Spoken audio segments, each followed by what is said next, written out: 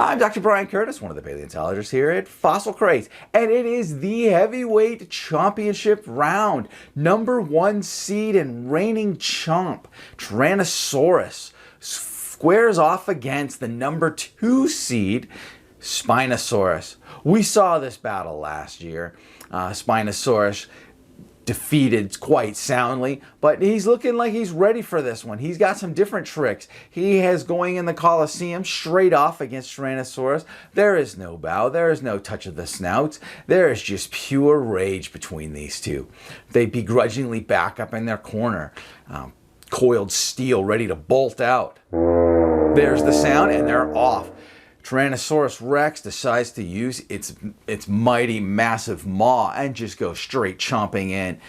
Fearless, maybe emboldened from last year's success. Spinosaurus, lumbering full speed at Tyrannosaurus, says, I'm going to go straight up strength on strength. Last year, maybe learn something from last year. Spinosaurus with those big massive claws and that long reach as T-Rex is running in, kind of arcs back Cobra style and bites, going right for the snout of Tyrannosaurus. Tyrannosaurus opens its mouth wide and Spinosaurus averts at the last second, losing its snout a la last year. T-Rex keeps moving, fully crashing into the Spinosaurus. And as he crashes in, he grabs him with those meat hooks. We've seen this before, trying to control Spinosaurus. Spinosaurus' powerful arms slash and slash into the T-Rex's sides. But T-Rex has its mouth set perched, precariously pounces and removes massive amounts of flesh, chewing through the sail. The Spinosaurus howls in agony. Tries to roll to its side. Maybe bring Spinosaurus, was thinking to bring T-Rex to the ground. T-Rex has no part of it, stands up and then kicks Spinosaurus. Massive holes, fountains of blood emerge as T-Rex kicks again and again.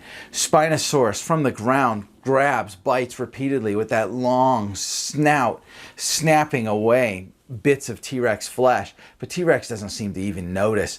He is now kicking. He savages Spinosaurus, going down on with his mouth onto Spinosaurus's arm. Spinosaurus shoves its hand into T-Rex's throat, and T-Rex bites down. Spinosaurus loses its arm, completely gone. Spinosaurus was able to slash T-Rex with the other arm, but Spinosaurus is in a really bad place. He does somehow stumble up, blood coming out of the holes in his stomach. Its back missing most of its sail now. Its hand is gone. Spinosaurus lurches forward, a furious attack, counting on its massive weight to possibly do some damage. And T-Rex sidesteps it, another swift kick, a huge bite from the side shatters through ribs, exposing much of the intestines of Spinosaurus. Spinosaurus drops to the ground. T-Rex goes and takes a bite right through the top of Spinosaurus' skull, crushing it.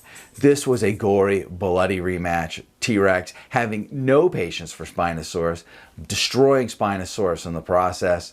Spinosaurus, game opponent, gave it his all, has found his kryptonite. T-Rex bellows in triumph, does a parade lap, and T-Rex, the heavyweight chomp.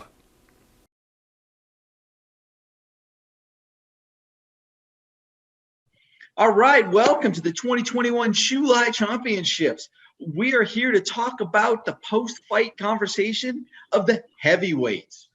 We have paleontologist Jacob Jett and Aiden Rouse with us. Great to see you both again. You too. This is pretty cool. So we now know who won, and it was a rematch of last year. It was Tyrannosaurus Rex number 1, Spinosaurus number 2. And the battle last year, if you recall, Spinosaurus tried to get to the river, and T-Rex had no part of it and stopped him just inches away from turning the tide to his favor. This year, Spinosaurus went straight at T-Rex and was going to use some kind of range advantage. At least that's what it seemed like he was trying to do. But T-Rex had no part of it, showed speed, strength, power, and it used its small hand claws to help steer Spinosaurus to enable it to get some bites in. I know, Jacob, you've excavated T-Rexes. You've messed with their arms before. Talk a little about the arms and that whole just meat missile that it is. I will bang this drum till the day I die.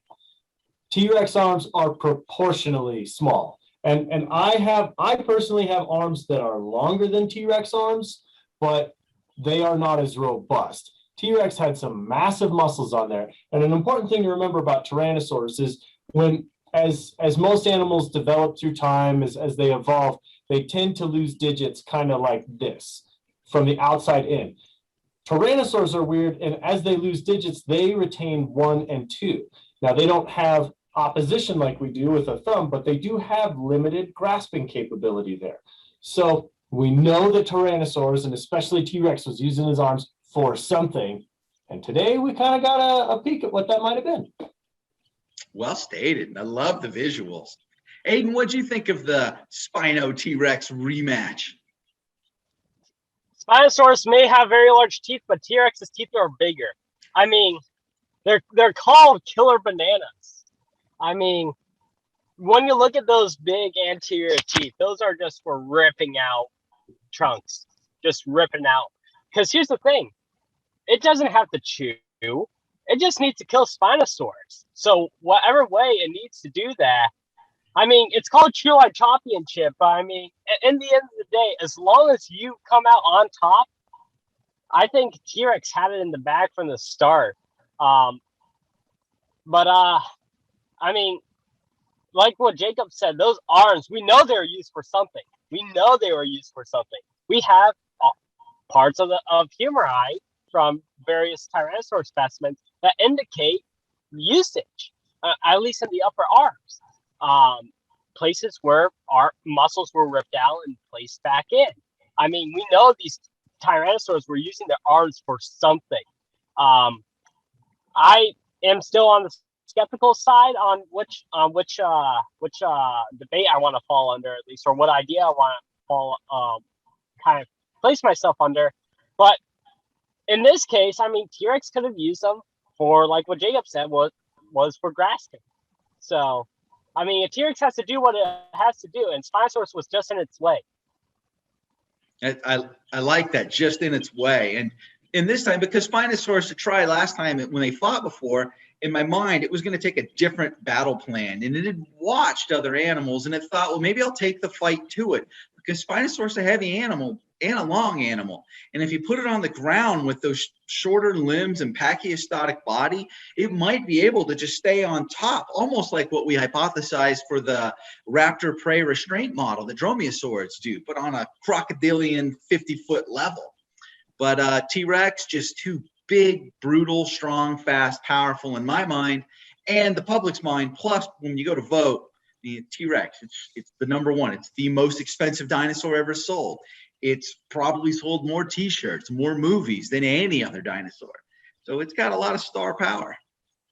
That brings up a good point. If we wanted to have like a dinosaur, other Archosaur crossover, it might be cool to see a Spinosaurus fight like a Smilosaucus or something, or Smilosaucus someday, or even a big croc.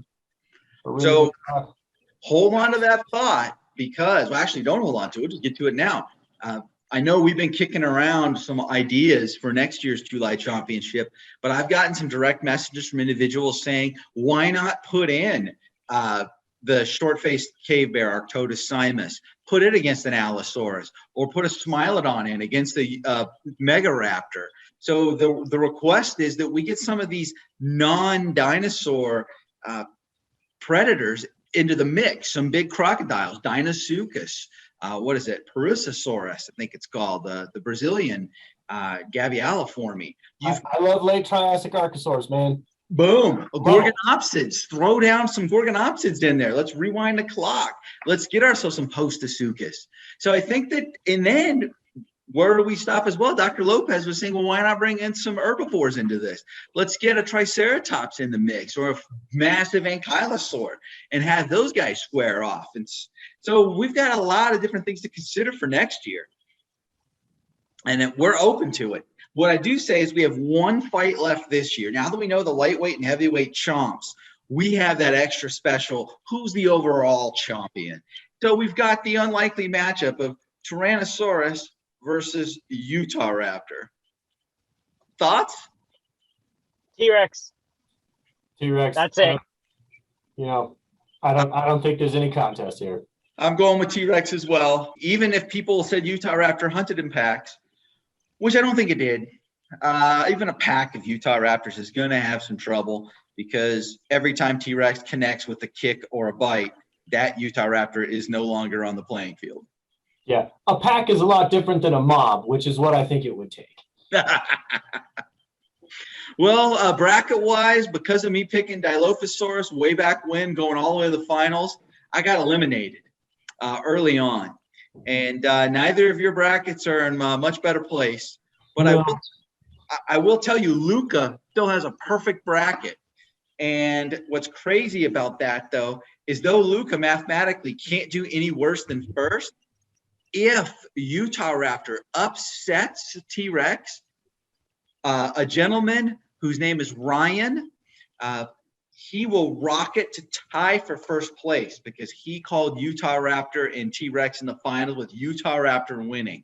And it's worth 8 points to him if it comes out. And he will tie. He'll go from 6th to tied for first. So in a way, I'm kind of hoping that Ryan manages to pull it off and that the public votes for the underdog. But I don't think they will. I got to call my bookie. I love it. Well, we'll be in touch one more time to talk about the winner of the T-Rex Utah Raptor combat. And any other post-fight thoughts, we'll wrap it up here in a couple of days. And then we move into August, which is Marine Month. So it should be fun. I think it's been a fun one. And I'm looking forward to next year already. I truly thank you both for participating. It's always a pleasure hanging out with you guys. You too. Well, thank you all kindly. We'll talk to you soon. All right. Thanks, guys. Adios.